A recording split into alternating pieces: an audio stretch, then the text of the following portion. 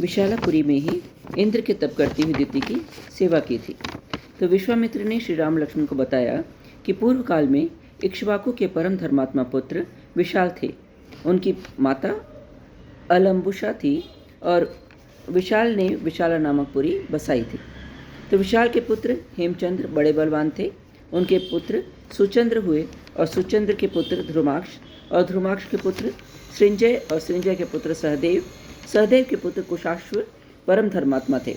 सोमदत्त उनके पुत्र थे और वो महातेजस्वी थे। सोमदत्त के पुत्र थे काकुत्स और काकुत्स के पुत्र थे सुमति, जो परम कांतिमान और दुर्जय वीर थे। और सुमति ही उस समय राज्य कर रहे थे जब वाल्मीकि श्री राम लक्ष्मण को लेकर वहाँ गए थे विशालापुरी में।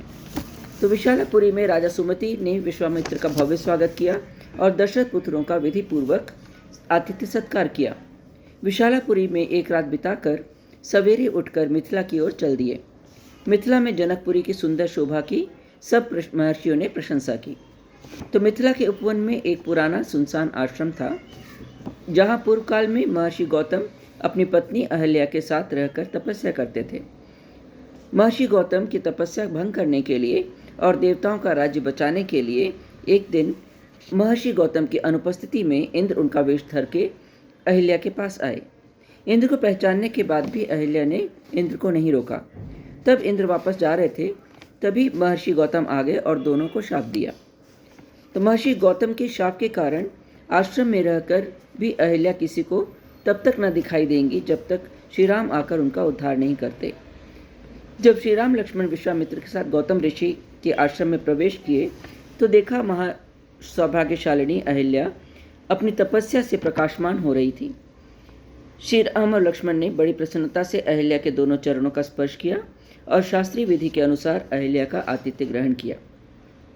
उस समय देवताओं की दुधुम्बी बज उठी, आकाश से फूलों की वर्षा होने लगी और गंधर्व और अप्सरा उत्सव मनाने लगे। तो महातेजस्वी महातपस्वी गौतम भी अहिल्या को अपने साथ राज्य में पाकर सुखी हो गए। तो महामुनि गौतम ने से उत्तम पूजा आदर सत्कार पाकर श्री राम लक्ष्मण विश्वामित्र जी के साथ मिथिलापुरी की ओर चले गए। तो विश्वामित्र के आने का समाचार पाकर राजा जनक पुरोहित शतानंद के साथ उनका स्वागत करने के लिए चल दिए। अर्घ लिए महात्मा ऋत्विज भी उनके साथ चले और राजा ने विनीत भाव से महर्षि विश्वामित्र की अगवानी की और उन्हें अर्घ समर्पित किया। यज्ञ मंडप के महर्षियों के साथ महर्षि विश्वामित्र के आने से राजा ने स्वयं को धन्य माना। राजा जनक के पूछने पर विश्वामित्र ने श्री राम और लक्ष्मण का परिचय देते हुए उनकी वीरता के बारे में भी बताया और कहा कि राजा जनक के पास रखे महान धनुष के बारे में जानने की इच्छा से दशरथ पुत्र यहाँ तक आए हैं। वाल्मीकि के बालकांड के 51 सर्ग में बताया गया है कि राजा जनक की सभा में महर्षि गौतम के ज्येष्ठ पुत्र महातेजस्वी महातपस्वी शतानंद भी उपस्थित थे। उन्होंने अपनी माता अहिल्या के उद्धार के बारे में जानकर प्रसन्नता का अनुभव किया। फिर शतानंद श्री राम लक्ष्मण को विश्वामित्र के बारे में बताते हुए कहते हैं कि विश्वामित्र पहले एक धर्मात्मा विद्वान, प्रजा का हित साधने में तत्पर, शत्रु को दमन करने वाले शूरवीर राजा थे, जिन्होंने कई हजार वर्षों तक पृथ्वी का पालन और राज्य का शासन किया था।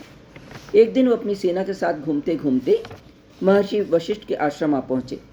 तो महर्षि ने कामधेनु गाय से मनोवांछित पकवानों से राजा विश्वामित्र और उनकी सेना का खूब स्वागत सत्कार किया।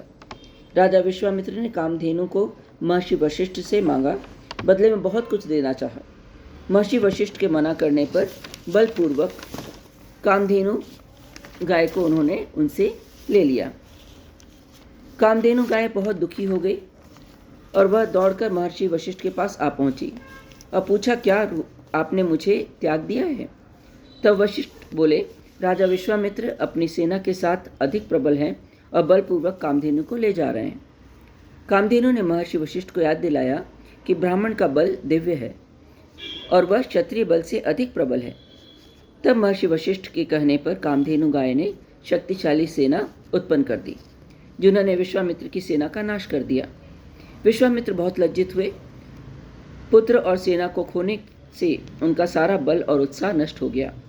उनका एक ही पुत्र बचा था, जिसे अपना राजकाज सौंपकर विश्वामित्र वन में चले गए और शिवजी की तपस्या करने लगे।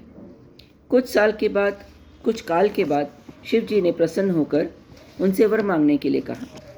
तब विश्वामित्र ने अंग, उपांग, उपनिषद और रहस्यों सहित धनुर्वेद प्रदान करने के लिए कहा। महादेव से हर प्रकार का अस्त्र पाकर विश्वामित्र अभिमान से भर गए। उन्होंने महर्षि वशिष्ठ का आश्रम विभिन्न अस्त्रों का प्रयोग करके जला डाला। क्रुद्ध ब्रह्मपुत्र वशिष्ठ ने ब्रह्मदंड हाथ में लेकर विश्वामित्र के सारे अस्त्रों को विफल कर दिया। तब समस्त मुनिगण ने महर्षि वशिष्ठ की स्तुति की और उनके क्रोध को शांत किया। पराजित विश्वामित्र लंबी सांस खींचकर बोले, क्षत्रिय बल को धिक्कार है, ब्रह्म तेज से प्राप्त बल वास्तविक बल है। तब उन्होंने मन और इंद्रिय को निर्मल कर ब्राह्मणत्व की प्राप्ति के लिए तपस्या की।